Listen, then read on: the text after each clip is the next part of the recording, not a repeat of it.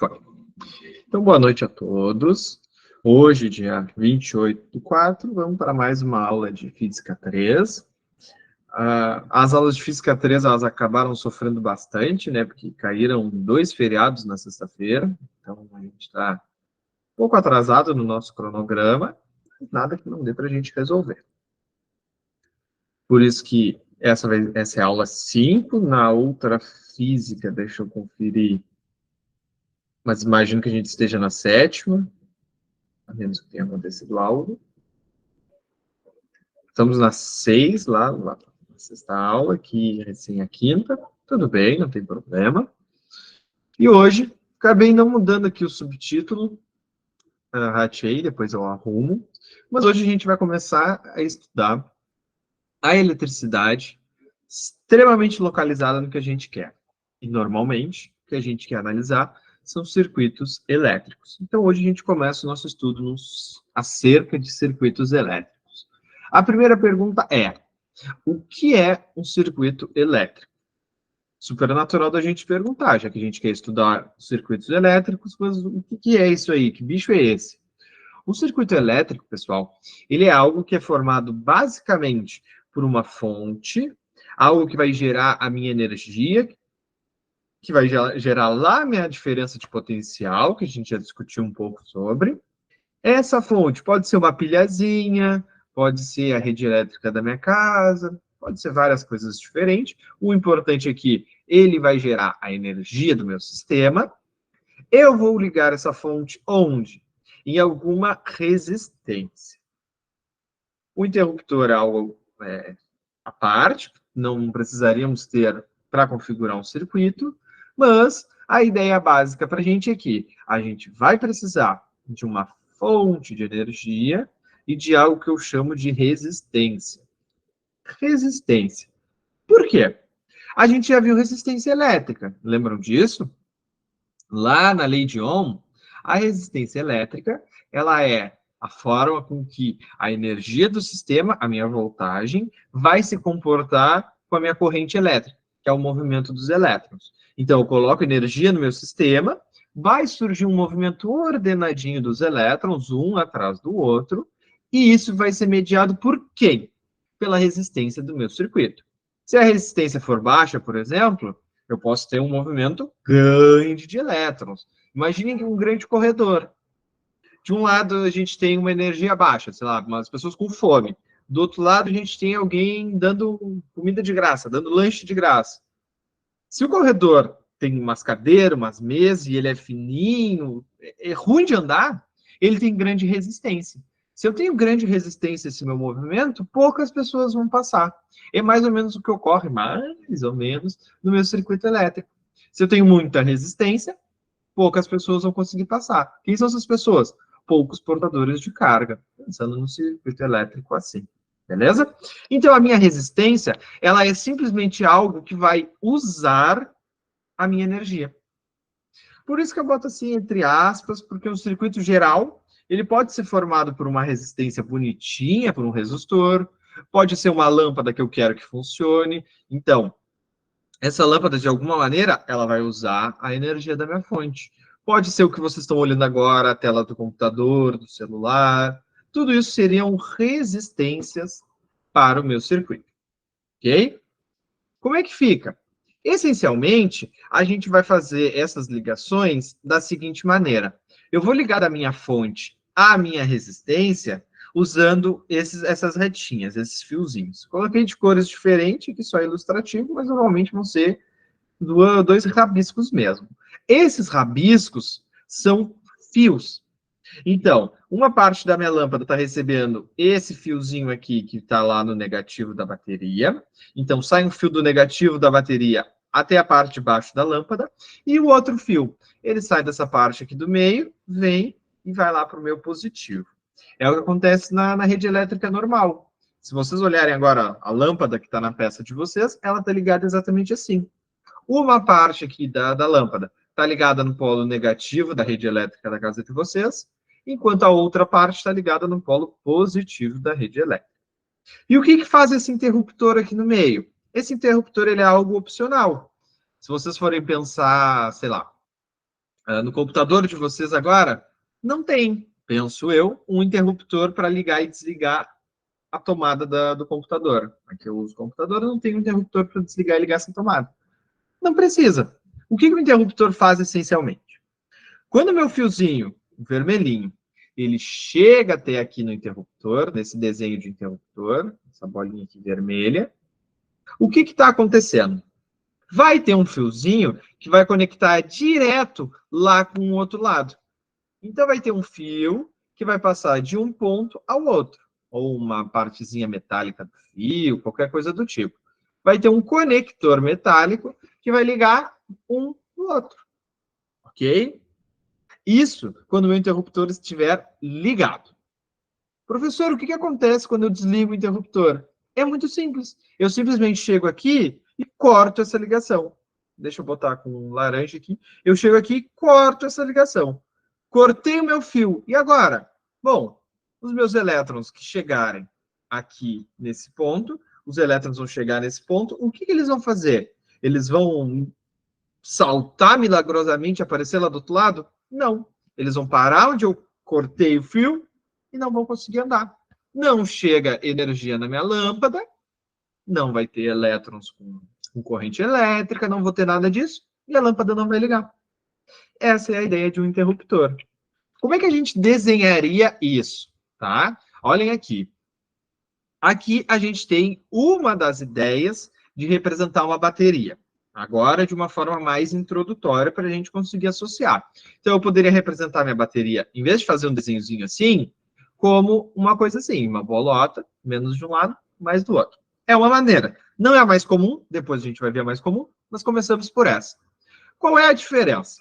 Bom, a gente tem uma representação pictográfica aqui da minha fonte, e aqui eu só tenho uma representação ilustrativa. Ok. E a minha lâmpada? A minha lâmpada é mais fácil. Eu represento assim.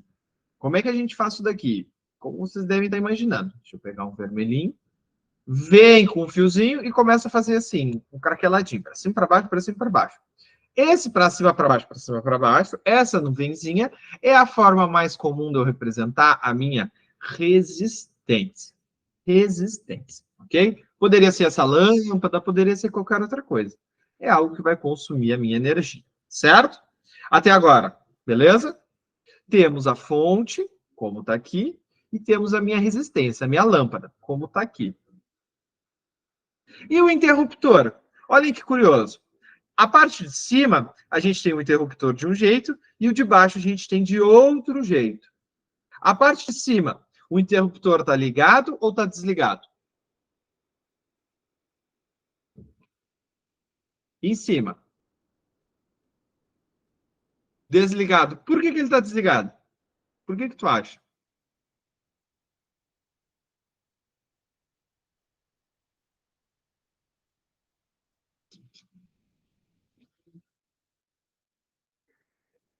Porque os fios estão separados? Vou passar uma moto, acho. Até que não fez tanto barulho. Mais ou menos isso. Vamos pensar assim, meus elétrons estão vindo daqui, eles chegam aqui nessa bolinha. Eles não vão conseguir saltar esse espaço aqui. Deixa eu desenhar verde, eu já usei. Vou botar esse azulzinho. Eles não vão conseguir saltar essa quantidade azulzinha que eu estou colocando aqui. Então, eles não vão chegar do outro lado e não vão continuar o movimento. Agora, aqui embaixo, eles já estão encostando. Os meus eletrinhos vão chegar, vão encostar nessa bolinha e vão ver. Opa, tem uma parte metálica, conseguimos andar por ela. E eles vão seguir andando, andando, andando, até chegar aqui de volta. E aí eu fecho o meu circuito. Certo? Essa é a ideia do interruptor, e essa é a nossa primeira representação de como seria um circuito elétrico de uma forma mais profissional, de uma forma mais resumida. Buenas. Como é que vai funcionar o circuito elétrico? Dentro do circuito elétrico, a gente vai ter a nossa bateria, que vai dar energia para esse movimento. Vamos pensar o seguinte. A gente tem... Deixa eu desenhar aqui. Esse desenho é meio complicado. A gente vai ter uma rampa, tipo de brinquedo de criança. Uma rampa. Aqui a gente tem os degraizinhos da escada, os degraizinhos. Lá é a rampa que as crianças vão descer. Não sei se faz sentido. Vocês têm que acompanhar minha voz, porque senão o desenho não vai fazer muito sentido. Tem um parquezinho de diversão. As crianças sobem a escadinha, quando chegam lá em cima, elas deslizam e vão-se embora. O que está acontecendo? Vamos pensar que a gente tem um molequinho aqui. Um molequinho aqui. E o que está acontecendo? Ele está lá embaixo e ele tem uma quantidade de energia. Ele comeu uma barrinha de cereal. Ele sobe, sobe, sobe, chega lá em cima. Quando ele chega lá em cima, ele está com toda a energia. O que ele vai fazer? Ele vai escorregar. Não sei se eu consigo desenhar outro sentadinho aqui. Ele está lá em cima, ele vai começar a escorregar. As perninhas para frente, os bracinhos, e ele vai escorregar. Escorregou. Quando ele chega aqui embaixo, ele vai ter uma coisa, na nossa ideia agora, muito importante. Ele não vai ter energia. Faz sentido? Ele não tem energia aqui embaixo. E o que ele vai fazer? Ele vai vir meio que se arrastando, até o final da fila. Ele vai para o final da fila. Quando chega a vez dele de escorregar, ele come uma barrinha e o processo se repete. Faz sentido? Vamos repetir tudo de novo. Estou aqui embaixo, esperando para subir. Como uma barrinha de cereal. Essa energia que eu comi faz com que eu consiga subir, chego lá em cima e escorrego. Chego no final, não tenho energia nenhuma. Vou fazer o quê? Vou até o final da fila, como uma barrinha de cereal, e repito esse processo. Dá para entender mais ou menos? Eu quero que vocês peguem essa ideia, porque é mais ou menos isso que a minha fonte vai fazer. Os elétrons chegam ali sem energia. A minha fonte, ou a minha pilha, o que for, vai lá e dá energia para esses caras. Quando ela dá energia para eles, a criança ia comer a barrinha de cereal. E aí o elétron consegue passar, acende a luz, acende o monitor, faz a minha chaleira elétrica funcionar, faz o que eu preciso. Quando ele termina de fazer, ele perde a energia e volta para o final da fila se arrastando. Diga. Tá, seria por isso que eles chegam negativos e saem positivos?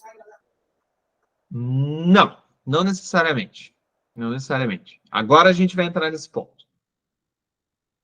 Essa é mais ou menos o funcionamento dessa fontezinha aqui, tá? Eles chegam cansadinhos, sem nada, ganham energia e vão-se embora. Qual é a questão? Esse é o funcionamento da fonte. A questão é a seguinte: na vida real, a gente tem uma coisa acontecendo, que são elétrons andando. Lembra quando a gente comentou um pouco sobre o modelo atômico? Vocês também já viram lá com a prof de química modelo atômico? Quando a gente tem um sisteminha atômico normal, os meus elétrons conseguem andar em determinados casos. Tem condutores, uma coisa assim, e eles andam de barbada. Os prótons, eles andam? Não. Para a gente, isso daí está fora de cogitação. Para a gente, dentro da física, aqui na eletricidade. Então, na vida real, os eletrinhos que vão estar aqui, eles vão olhar esse menos da bateria. E aí eles vão dizer o quê? Não, menos com menos, estou fora. Vão tentar se afastar. E esses eletrinhos vão tentar fugir para cá, e os que estão aqui vão tentar ir para lá. Eles vão fazer esse movimento aqui. Faz sentido? Fugindo do menos para chegar no mais. Isso é o que a gente chama de sentido real. Na vida real, é isso que acontece no meu circuito. Então, o sentido real é esse aqui. Os meus elétrons saem do polo negativo e andam até o polo positivo. E o meu sentido convencional? O meu sentido convencional, ele é ao contrário. É como se os prótons andassem. Professor, por que a gente precisa dessa maluquice? A gente não viu a fundo ainda a ideia de campo elétrico, que vai ser muito importante para a gente definir isso, mas agora você só tem que entender que eu posso ter uma descrição do sistema pelos dois casos. Pensando que elétron se move e eu tenho o sentido real da natureza, e eu posso ter um sentido que eu vou chamar de convencional, onde os prótons vão andar. Seria mais ou menos aqui, o movimento dos prótons. Quem vai me dar essa ideia, então, é o campo elétrico, mas para nós agora, nós só temos que entender isso. Professor, eu vi uma aula, e aí, sei lá, a gente, aqui contigo, professor, a gente analisa o movimento, sei lá, o movimento real, normalmente é o que eu tento fazer. Sai do menos e vai para o mais. Mas eu vi uma aula e o professor explicou o contrário, sai do mais e vai para o menos. Me bugou, me confundiu. É essa a ideia, a gente pode ter os dois sentidos de movimento. Para a gente aqui, na nossa proposta, é uma separação muito mais conceitual, para vocês saberem que existe, e se tiver uma questão perguntando algo sobre isso, vocês já terem, uma vez eu já ouvi falar disso daí, beleza? É mais para a gente fazer uma separação e preparar vocês, porque vocês podem encontrar daqui para fora, em videoaulas, em livros, e coisas assim. Então, essas separações são comuns. Para a gente, a princípio, nós vamos tentar sempre que possível trabalhar com o sentido real, que eu acho mais interessante de abordar, principalmente nos nossos circuitos mais simples. Certo? Deu para pegar agora a ideia dos mais e dos menos andando? Tanto um quanto o outro seria mais ou menos a mesma ideia. Então, ou os prótons ou os elétrons estão sem energia, adquirem energia, realizam o que tem que fazer e voltam depois sem energia. Certo? Bueno, vamos dar andamento então. Aqui, pessoal, a gente tem um resumão das representações gráficas que eu posso ter dentro dessa ideia de eletricidade, principalmente circuitos eletrônicos. Então, o meu fio, ele vai ser sempre uma coisinha assim, uma linha que eu vou ligar uma coisa a outra. Então, vi um desenho super complicado, pelo menos isso aqui vocês já sabem o que é. Uma linhazinha reta vai representar um fio. Que tipo de fio? O fio da vida real? O fio que eu uso aqui na minha casa? Não. Os fios que a gente vai usar em 99,9% das vezes são os fios ideais, onde eles não têm resistência, eles são só ilustrativos para a gente entender o que está ligado no quê, certo? Fios ideais. A minha fonte, aquela forma lá com que eu representei para vocês, não é a mais comum. A mais comum é essa daqui, onde eu tenho um tracinho menor e um tracinho maior, um do lado do outro. Um menorzinho, sei lá, não consigo fazer isso com os dedos, sou meio limitado. Mas eu vou ter um tracinho menor e um tracinho maior. Não tem muita regra, a única coisa que eu tenho que cuidar é que um tem que ser maior que o outro. Se for maior, eu vou chamar de positivo e deu para bola. Então, a minha fonte representada assim. O aterramento é uma coisa que volta e meia ele aparece. Ele tem essa representação assim. Seja lá onde for no meu sistema, vai vir o fio, e essas barrinhas assim, pode ser 3, 4, 5, quantas quiser, mas o formato é esse daqui. Quando tiver esse formato, você já tem que saber que isso aí está ligado no chão. Pode ser o aterramento de uma casa, eu posso ter um circuito que eu quero aterrar para ver o que acontece, não tem problema. Resistores. Resistores, vamos até fazer uma separação aqui em vermelho. É uma das coisas mais importantes para a gente. Por quê? Porque eles são responsáveis por gerar uma resistência no meu circuito. Na maioria das vezes, uma resistência proposital. O resistor ele tem esse formato aqui, mais comum. Talvez vocês já tenham visto dentro de qualquer equipamento eletrônico, um rádiozinho, uma televisão velha, qualquer coisa que vocês abrirem, vai ter um negócio desse daqui, com barrinhas, uma coloração aqui. Esse cara é super comum. Como é que a gente representa um resistor num desenho? A gente não faz esse tipo de desenho. A gente faz ou aquele que a gente já viu, 5, sobe, desce, sobe, desce, sobe, desce, sobe, desce, ou a gente às vezes faz esse retangulinho aqui. A primeira versão, ela é mais comum, porém, pode aparecer como uma segunda também, não tem problema, não tem nada de errado. Quem for fazer o PAV, eu acho que o PAV já cobrou assim, é mais comum aparecer assim no PAV do que no Enem. Mas os dois representam resistores. O capacitor é um elementinho eletrônico bem complicadinho. E como ele é mais complicado do que o resistor, pelo menos no primeiro momento, e como ele aparece menos na prova, ele tem menos importância do que o resistor, a gente acaba comentando por cima. Vejam que a representação é parecida com a da fonte, só que agora as duas barrinhas têm que ter o mesmo tamanho. Vamos torcer para não cair nada assim na nossa prova, porque a gente vai acabar comentando mais por cima. Aqui tem as fotinhos deles. Talvez, dependendo do que vocês abrirem para fuçar, para equipamento eletrônico, vocês encontrem tanto resistores quanto capacitores. Eles são assim, forma mais comum, cilíndricos. E não uma coisinha retinha assim. O interruptor a gente já viu, já sabe quando ele está aberto, quando ele está fechado. Só uma moto fazendo um pouquinho de barulho.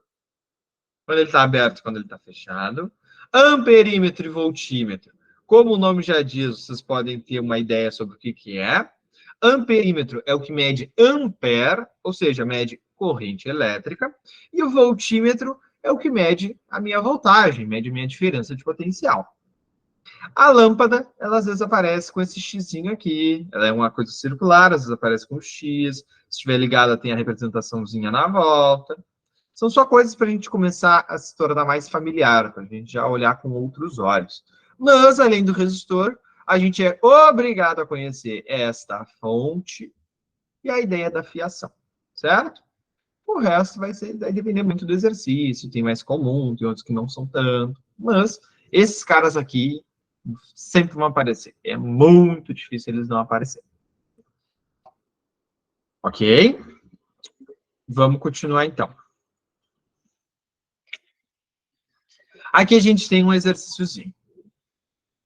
Quero ver se vocês conseguem fazer ele. Vou deixar um tempinho, vou botar uma enquete. Peraí. Antes de eu botar a enquete, alguém me responda.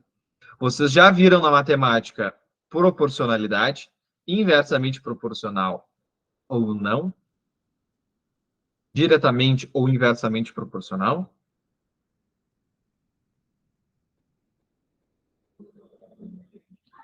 Não lembro. Tá, então vamos fazer diferente. Vamos fazer eu com vocês. Deixa que vocês fazem os próximos. Ele fala da primeira lei de Ohm. Você se lembra qual é a primeira lei de Ohm? Sim, não. A primeira lei de Ohm é uma das coisas mais importantes para a gente, dentro da eletricidade. A primeira lei de Ohm ela é dada pelo Uri. Uri.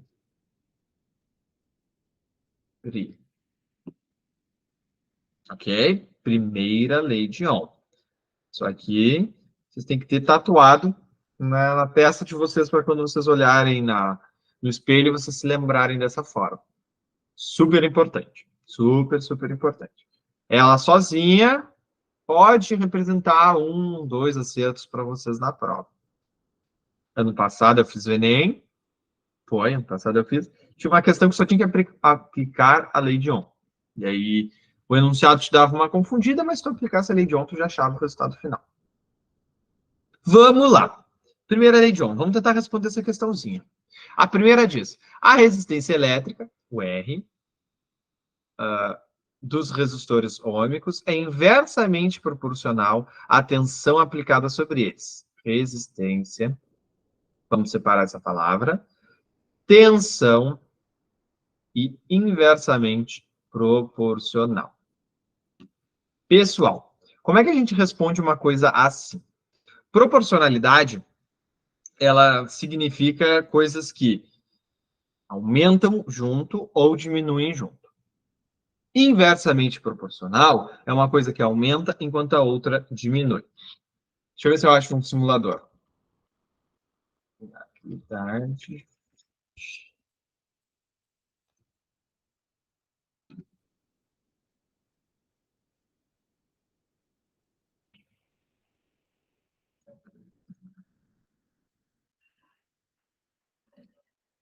Agora eu não me lembro se tem da primeira ou da segunda lei de Ohm.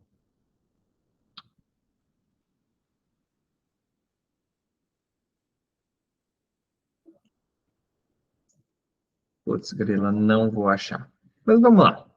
Vamos pensar mais ou menos assim.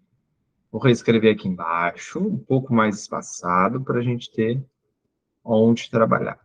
R vezes I. Essa formuleta aqui. Pessoal, o que vai acontecer matematicamente? Essa ideia de inversamente ou diretamente, ela é uma coisa mais matemática do que física. Ela tem um caráter matemático. Essa primeira alternativa diz que a resistência é inversamente proporcional à tensão. O que significaria isso? Significaria que, se eu aumentasse a resistência, o que deveria acontecer com o meu U, com a minha tensão? Deveria diminuir. É o que a letra A está falando. Mas isso é mentira, tá, pessoal? Quando eu aumento a resistência, o meu U ele tem que aumentar da mesma maneira. Então, quando eu aumento lá, eu aumento aqui. Por quê? Porque elas estão do mesmo lado. Tem um igual separando as duas, e as duas estão em cima. Faz sentido na cabeça de vocês? Vamos reescrever isso aqui de uma outra maneira. Esse U que está multiplicando, eu vou passar para o outro lado dividindo. U sobre I igual a R.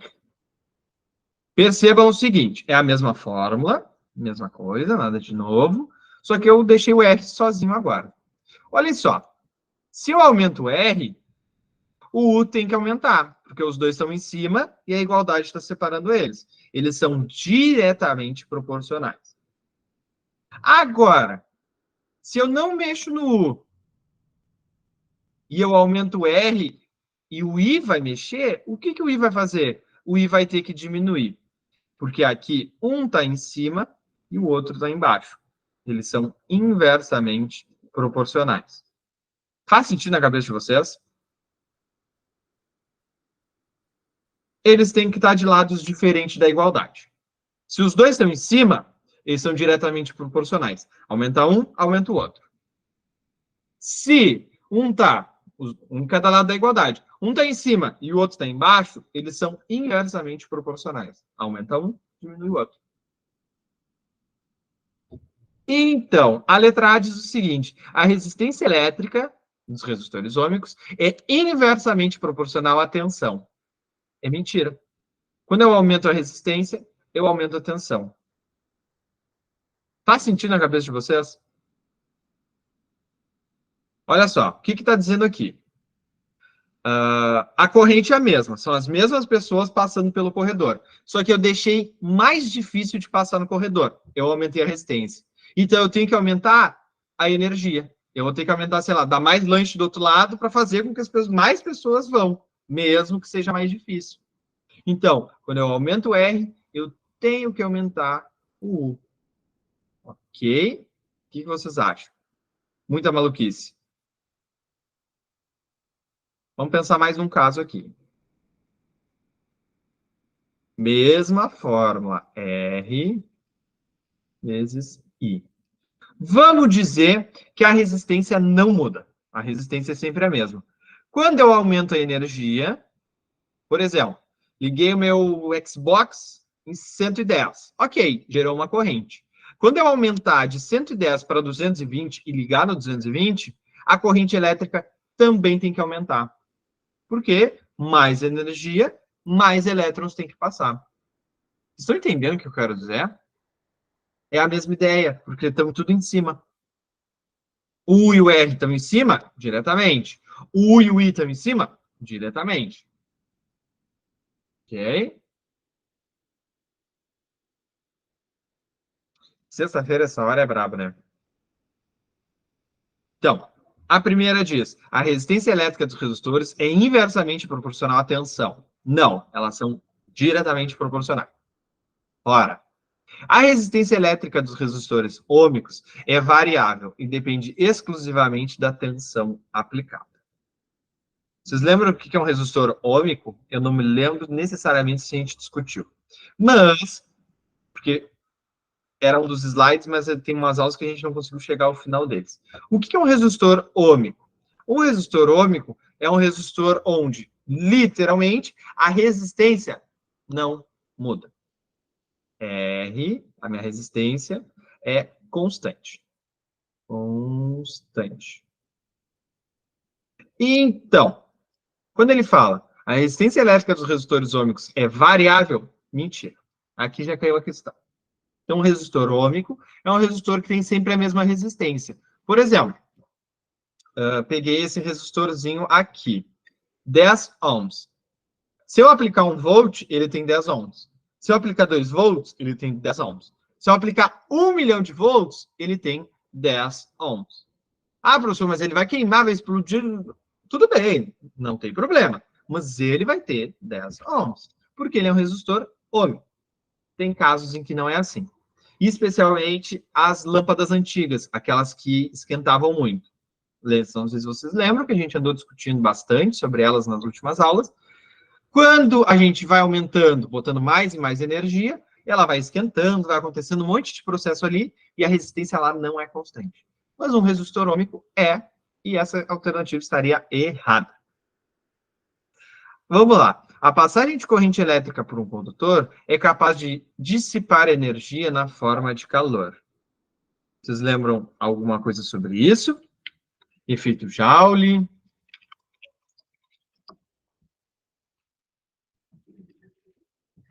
Quando vocês pensam, eu respondo aqui uma mensagem. Bom, quem é que faz dissipar energia na forma de calor?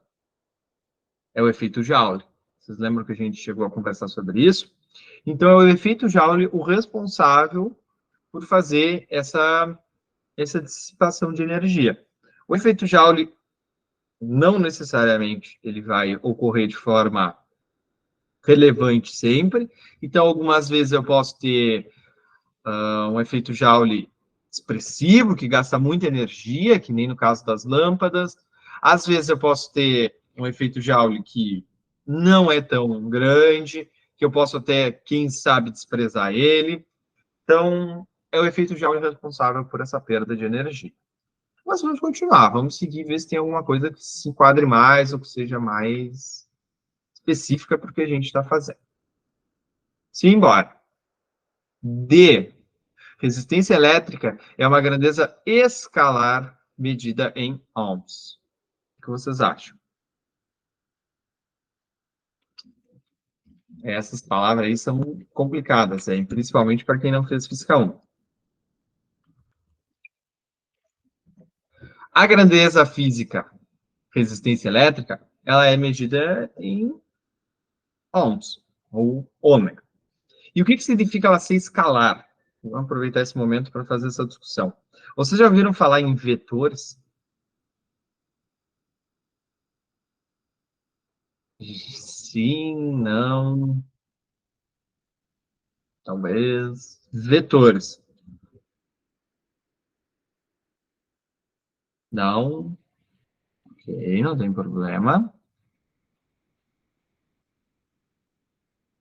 Tudo bem. A gente não precisa entrar aqui em detalhes sobre o que significa ser escalar. Basicamente, ele está me dizendo que a resistência ela não tem uma direção. Ou seja, ela não corre para a direita, para a esquerda, para cima, para baixo. É isso que ele está me dizendo. E é verdade. Ok.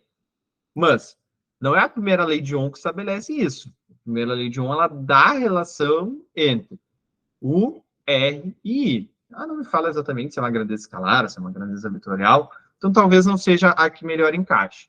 Que nem no caso anterior. Não é a lei de Ohm que vai me dar essa ideia de dissipação de calor. Não são elas, não é essa lei responsável por isso.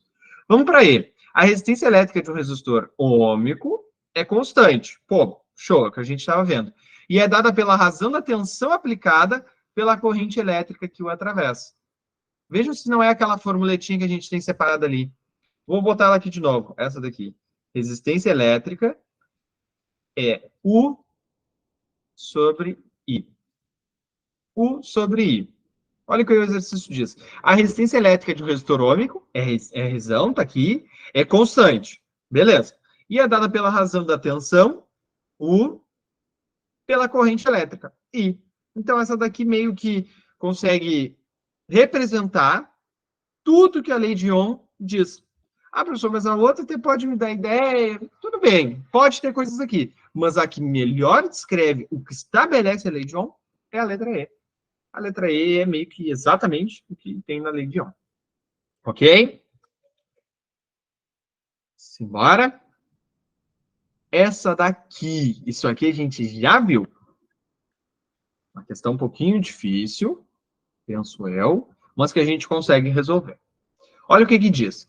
Um resistor ôhmico de resistência elétrica igual a 2 ômegas, 2 aqui, essa é a resistência, R, é atravessada por uma corrente elétrica de 1,5 ampere. Então, esse cara aqui é a minha corrente elétrica. Determine a quantidade de energia elétrica dissipada por esse resistor a cada segundo. Então, ele está me perguntando basicamente o quê? Que grandeza física vocês acham que é? Hoje a gente meio que está fechando uma coisa que a gente já vem discutindo, tá? A gente já vem comentando sobre eletricidade, sobre circuitos, então a gente já consegue ter uma ideia um pouquinho maior.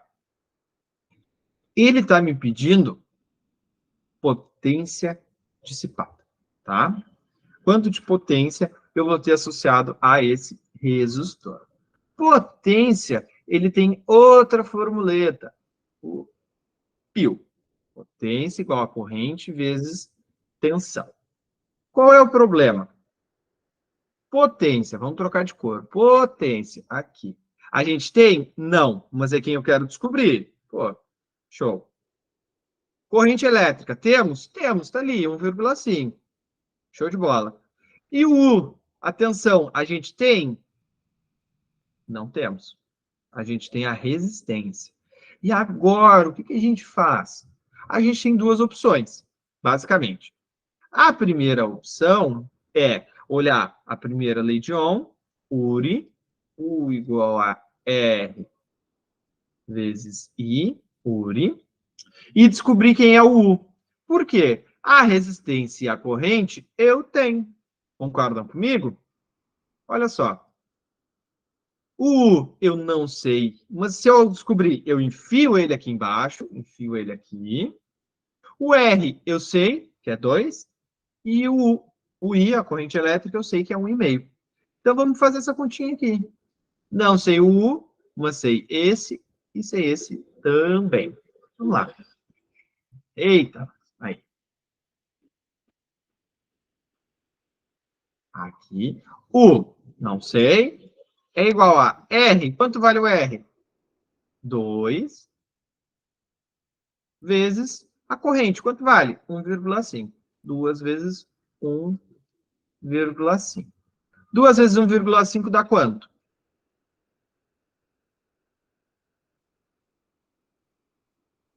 3, né? Estão aí ainda, estão acordados, estão vivos, tá muito maluco, a gente está fugindo muito do que vocês se lembram, o que vocês acham? É importante o feedback de vocês, tá? Eu separei esse exercício porque foi algo que a gente viu na última aula, para quem estava, talvez conecte um pouco melhor, e a gente dá continuidade nesse tipo de exercício, mas daqui a pouco, se não faz sentido para vocês, a gente faz outra coisa, tenta alguns exercícios mais simples, relembra a teoria, não sei. Só queria tentar formar um piso para vocês, formar uma base, para que daqui vocês consigam começar esses exercícios. Que a partir dessa aula, da anterior, da próxima, eventualmente, vocês consigam sentar e fazer mais exercício, porque essas coisas aqui é só treinando. É só treinando bastante. Ok, vamos lá então. Vamos continuar devagarinho. Eu calculei a minha tensão e me deu 3 volts. Então, o que aconteceu? Eu tinha esse resistor de 2 ohms, eu botei nele uma corrente de 1,5 amperes e eu vi que para surgir essa corrente, eu precisei colocar 3 volts. Agora eu posso voltar para cá e responder a minha pergunta, porque quem era a dúvida, agora não é mais. Agora eu já calculei. Então, a minha potência vai ser igual.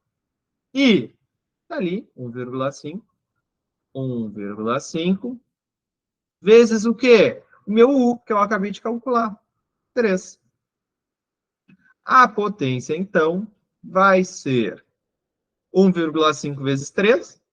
Se 1,5 vezes 2 é 3, 3 mais 1,5, 4,5 watts. 4,5 watts, vai ser a potência que esse resistor vai dissipar. Fica um contraste muito maluco com esse amarelo. Chega a me doer os olhos de olhar.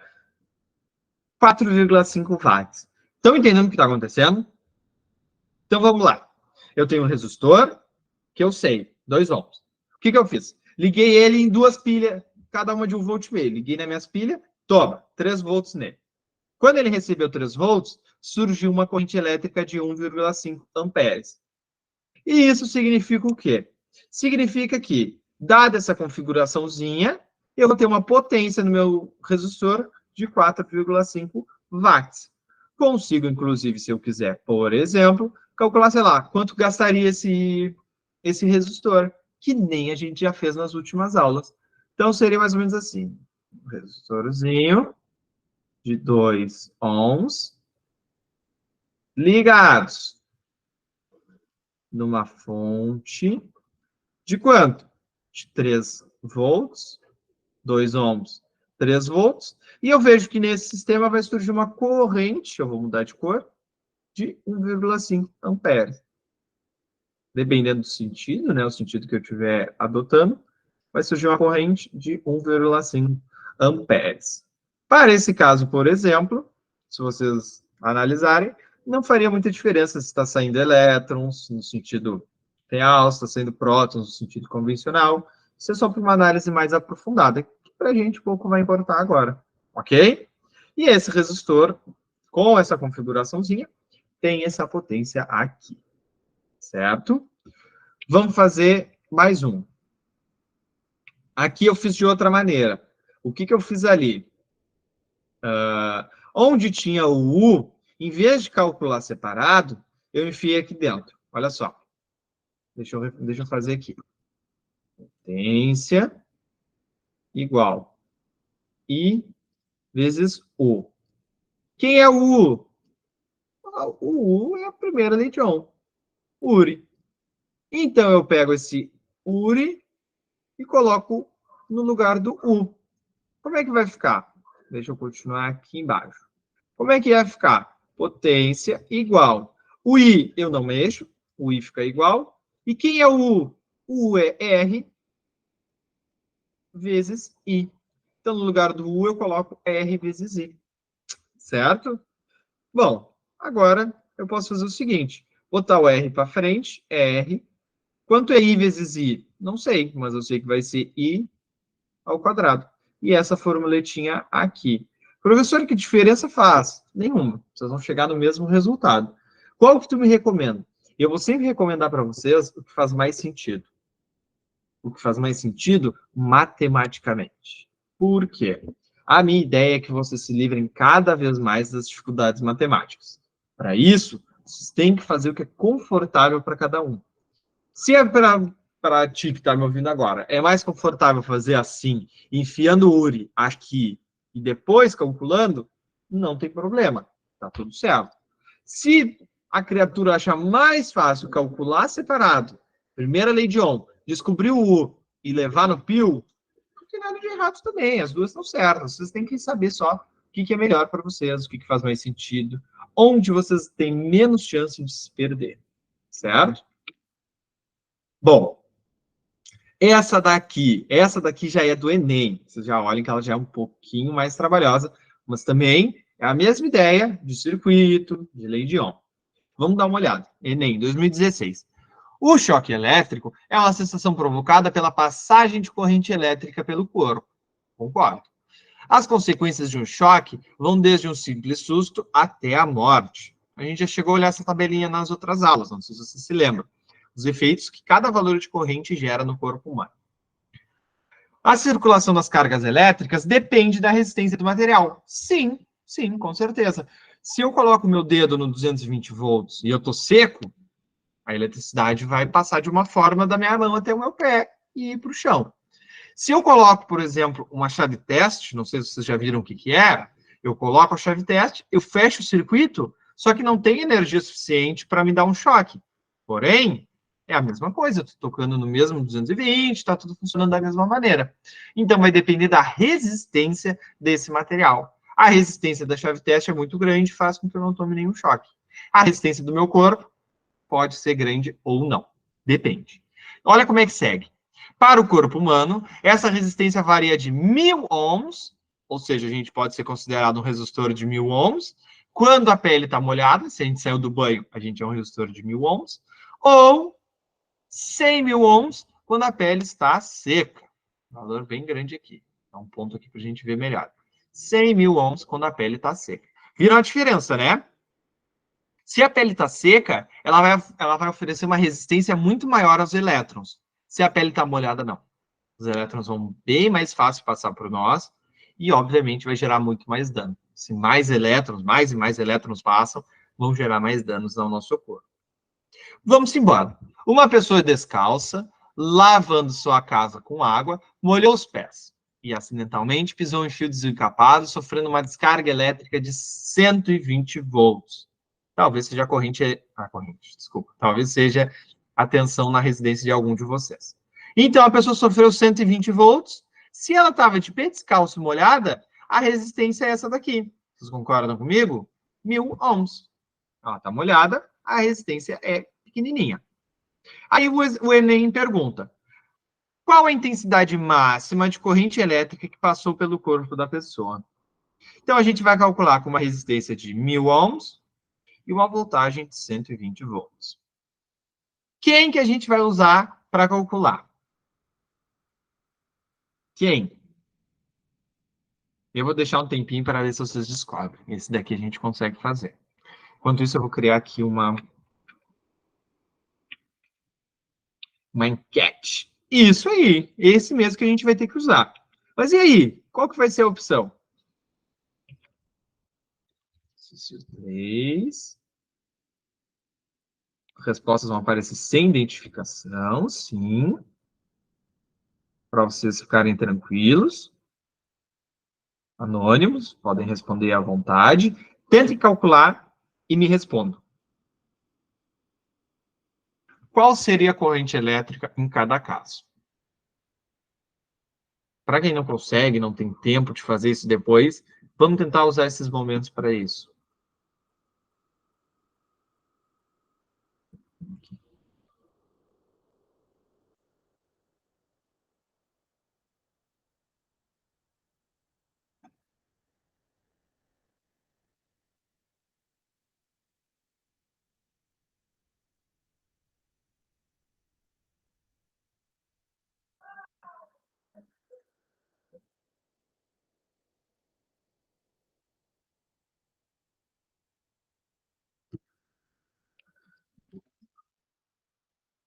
Nada? É difícil? Vamos fazer juntos, será? Acho que sim, né? Vamos devagarinho, devagarinho. Bom, o que está acontecendo? Nós somos uma pessoinha que recebeu 120 volts e a gente vai considerar o nosso corpício como um resistor de 1000 ohms. Então, vamos lá.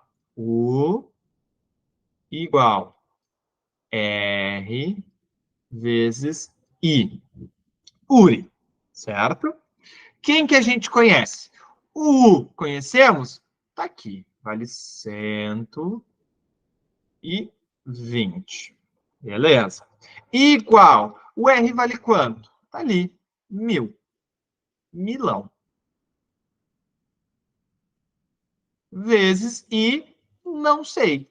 Mas, curiosamente, quero descobrir. Então, o 1000 está desse lado multiplicando. Ele passa para o outro lado. 120 divididos sobre 1000. Então, se o 1000 está multiplicando lá, ele vem para cá, dividido. Milão. É igual a I. Bom, já temos uma ideia de que não vai ser B e nem C. Porque o meu resultado vai ser 120.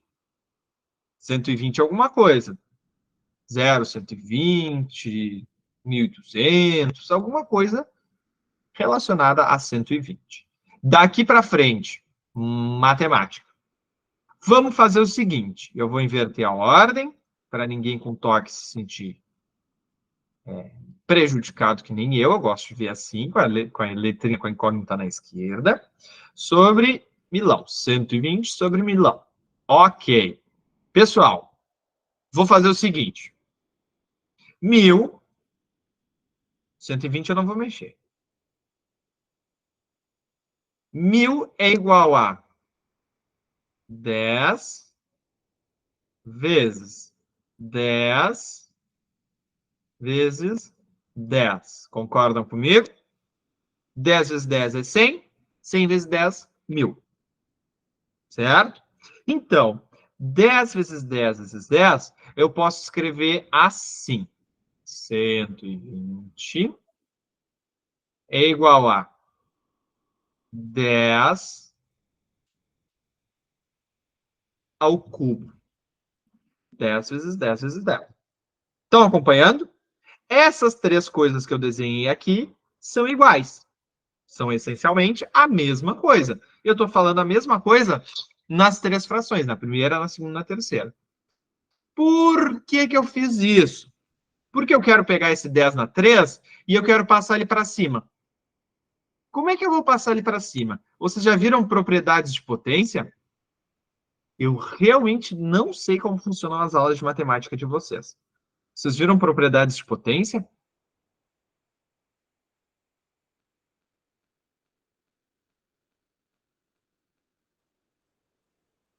Não lembra? Tudo bem. 10 ao cubo está aqui embaixo. Para eu passar o 10 ao cubo para cima, ele vai ter que trocar o sinal. Então, o 120 fica, não estou mexendo nele, vezes 10, eu vou até mudar de cor para vocês se atentarem, na menos 3. Ok? Esse é o pedágio que o 10 ao cubo paga para passar para cima. Certo? Não sou professor de matemática, quando eu sou professor de matemática, tem umas analogias muito melhor que essa, mas quando a gente pensa em potência, para passar de cima para baixo, eu tenho que mudar o sinal do meu expoente. Certo? Por que que tu fez isso, professor? Porque agora eu posso escrever assim. I é igual a 120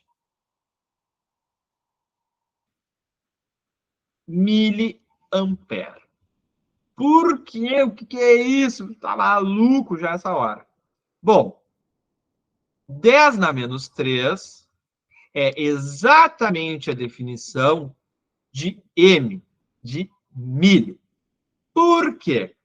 Porque 10 na menos 3 é dividir por 1.000, ou seja, 1 milésimo. Faz sentido? Se fosse dividir por 100, seria 1 centésimo. Como é por 1.000, é 1 milésimo. Certo? Não tem problema, tá? Depois a gravação vai estar lá para tu pegar esse finalzinho, mas não tem problema, fica super tranquilo. Então, o 10 a menos 3, ele é um milésimo, certo? Nesse caso aqui, a gente tem 120 milésimos. 120 vezes 10 a menos 3, ou 120 M. O que foi assustador? Agora eu fiquei curioso. Essa analogia...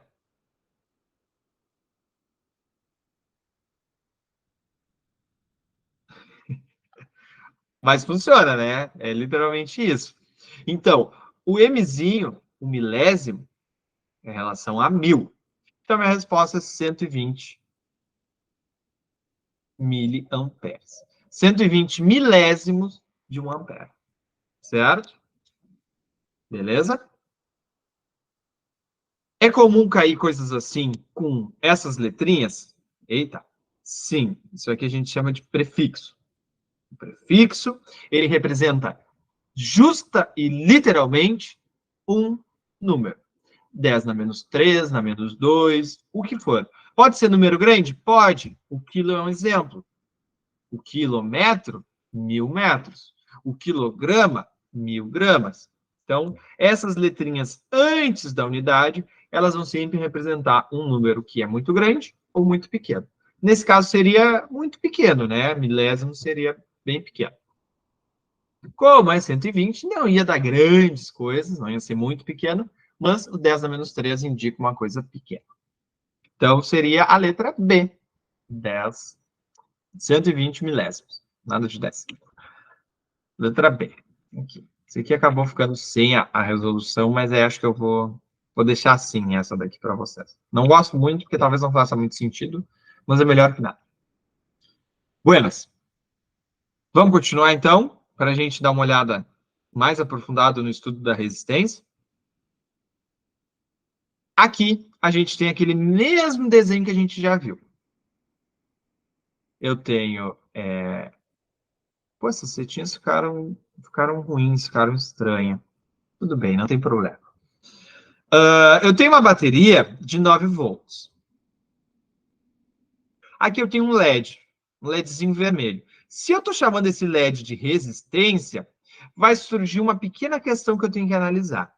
O LED vermelho, eu não me lembro, mas se eu não me engano, ele precisa de 1,9 volts para funcionar. É alguma coisa entre 1,5 e 1,9, se eu não me engano. O que acontece se eu ligar um LED de 1,5, 1,9 volts numa bateria de 9? Vamos deixar 1,5 que é redondo.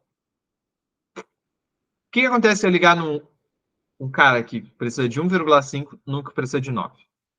O que acontece se eu ligar o meu videogame 110 na rede de 220? O meu videogame, aqueles Xbox, qualquer coisa, qualquer eletrônico, eletrodoméstico, ele vai queimar. Por que ele vai queimar? Porque, essencialmente, a gente vai botar muita energia num equipamento que não vai aguentar.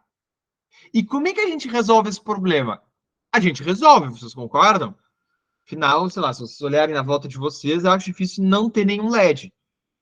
O LED do notebook, do computador, do micro-ondas, qualquer coisa. Como é que funciona essa desgraça se ele está ligado no 220? Dentre vários componentes eletrônicos, vai ter esse carinha aqui. Vai ter um resistor. E o que o resistor vai fazer? Ele vai adequar essa energia para chegar no meu equipamento sem causar danos. Então, eu pego esse meu sistema aqui e coloco outro resistor. E quando eu coloco um resistor que aguenta esses 9 volts e baixa para o que eu preciso, eu consigo ter um sistema que funciona muito bem, obrigado. Dá para entender mais ou menos?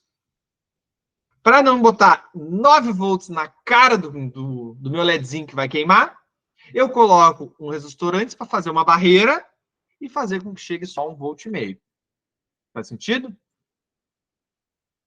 Não. Não, esse bicho aí, não vou nem falar o nome disso aí. Isso aí a gente vai ver só mais lá para frente. Ele é super complicado.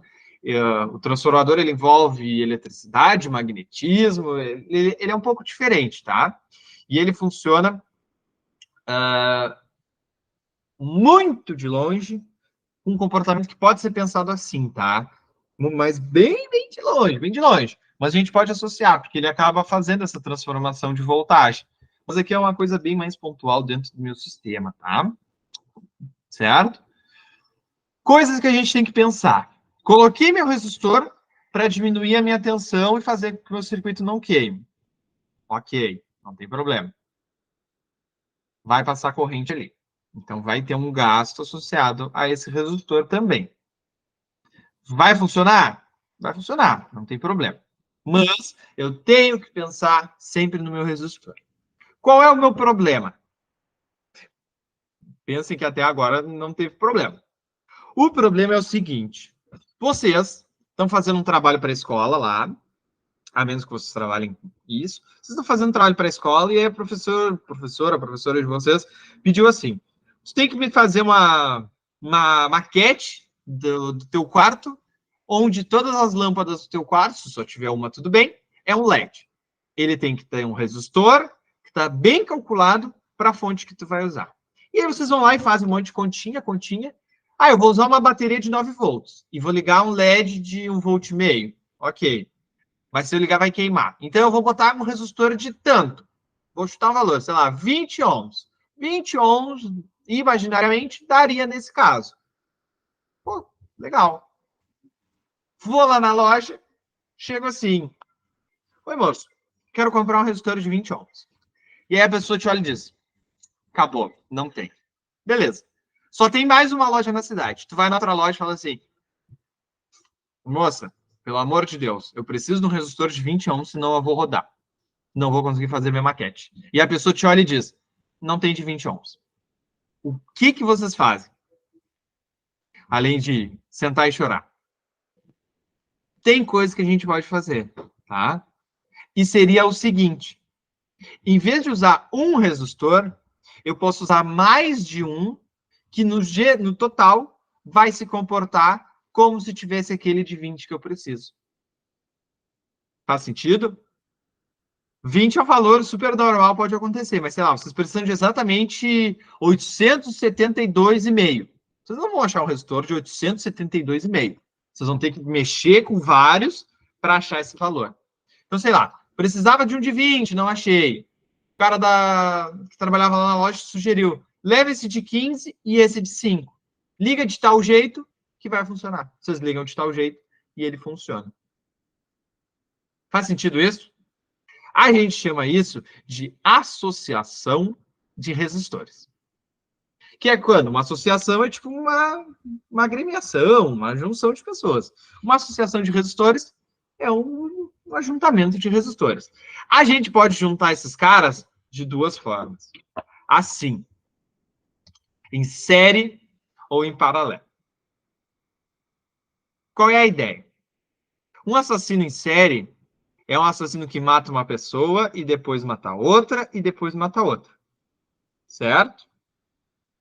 O que seria um assassino em paralelo?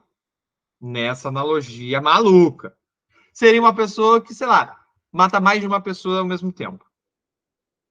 Para não deixar o assunto super mórbido e estranho, é só uma analogia para a gente começar a entender como funcionaria com resistores. Aqui eu tenho um baita resumão, que é o que a gente vai fechar a aula de hoje, provavelmente.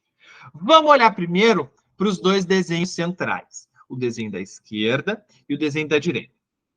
O da esquerda é uma associação em série, ou seja, um, depois o outro, depois o outro. Pensem isso aqui como sendo um resistorzinho. A gente tem uma perninha do resistor aqui e a outra perninha colar. A perninha da esquerda, ela está ligada lá direto na bateria. Top. E a perninha da direita, ela está ligada aonde? A perninha da direita está ligada na perninha da esquerda do outro resistor. E a perninha da direita desse outro, do 2, está ligado na esquerda de um terceiro. Aqui. E a última perninha dele volta lá para a fonte. Deixa eu pegar um azulzinho assim. Deixa eu tentar dar um zoom. Aqui. Mais ou menos assim. Estão imaginando o que eu quero dizer? É como se eu ligasse a perninha de um resistor na perninha do outro. E aí os resistores seguem. O outro na perninha do outro, na perninha do outro, e por aí vai. Isso é uma ligação em série. Faz sentido? Pensem um pouquinho. Se faz sentido essa ideia, agora é que vem a nossa interpretação física. Por quê? Ok, eles estão ligados um no outro, bonitinho, topzera. Agora, o que está acontecendo com os elétrons? Afinal, nós somos, todos aqui somos físicos, queremos a descrição. Vamos pensar que os elétrons estão vindo, aqui na minha caneta verde, vindo. Chegaram aqui, chegaram no primeiro resistor. O que vai acontecer? Eles vão passar pelo primeiro resistor. Concordam comigo? Eles vão passar pelo primeiro. A corrente passou pelo primeiro, segue. Chegou no segundo. Passa pelo segundo também, segue. Chegou no terceiro, passa pelo terceiro e vem-se embora. Ou seja, a corrente não se divide. Essa é a ideia primordial. A corrente não se divide. Fechou? Vamos dar uma olhada no paralelo. Vamos dar um zoom aqui no lado direito. Olha só que diferente. Agora, a corrente, ela tem outra cara. Eu não consigo ficar enquanto eu estou no zoom. Que carniça. Agora, olhem só. A minha corrente está saindo daqui. Saiu. Chegou nesse maldito nó. A corrente vai ir para a direita ou vai ir para baixo? A princípio, não tem por que a gente pensar, nesse caso, que ela iria ou só para baixo ou só para a direita. E tu está mais que certo. Ela vai para os dois. Então, aqui eu vou ter duas correntes. Deixa eu fazer de laranja. Uma corrente vai vir para cá, um valor, ou seja, ela vai se dividir. Se ela valia 10, vai vir uma quantidade para cá, 3. E o resto segue para a direita. Vamos botar aqui de roxinho. Segue para cá. Chegamos nesse segundo ponto. A corrente que chegou aqui, o que vai acontecer com ela? Ela vai se separar também. Uma quantidade vai ir para baixo. Deixa eu pegar aqui. Verdinho, pode ser. Uma quantidade vai ir para baixo. E a outra vai ir para frente. Certo? É uma coisa super maluca. Por quê?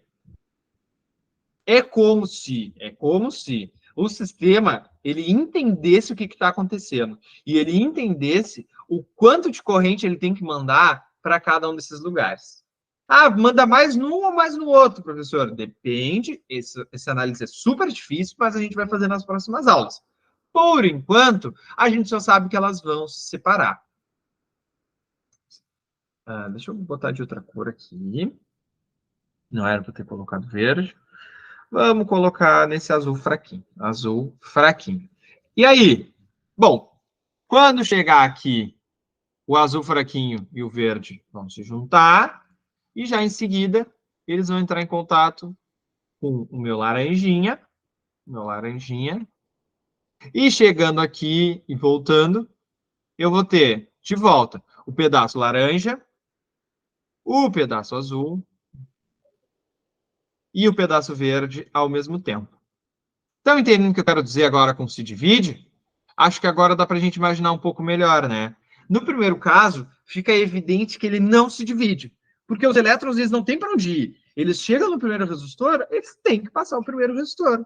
Passaram o primeiro resistor, vai-se embora. Chegou no segundo, não tem opção, ele tem que seguir, então ele segue. Esse segundo caso já é bem diferente. Por quê? Cada vez que ele chega num desses pontinhos que a gente chama de nó, é mais ou menos o nó entre duas cordas mesmo. Quando ele chega nesse nó, ele tem que se separar. E a corrente total, uma parte vai para cada um desses lugarzinhos aqui. Ok? Então, primeira coisa importante é vocês olharem e saber se é série ou se é paralelo. Aí análise e interpretação, depois. Tudo isso vem depois. A primeira coisa que vocês têm que fazer é olhar e me responder na lata. Isso é série. Isso é paralelo. Ok? Bom, feito isso, na próxima aula, a gente vai discutir um pouco melhor o que está acontecendo nas duas ligações e, fisicamente, qual é a importância da gente ter a corrente sempre igual e a corrente que se separa. E aí a gente já vai ver uma das coisas mais importantes da física para o Enem, especialmente, e a gente vai ver uma coisa que vai dar um pouquinho de trabalho para vocês, porque vocês vão ter que dar uma boa exercitada. Tá? Essas coisas, esse tipo de exercício, a gente tem que exercitar bastante. Fechou? Pessoal, querem perguntar mais alguma coisa? Vou ir parando a gravação.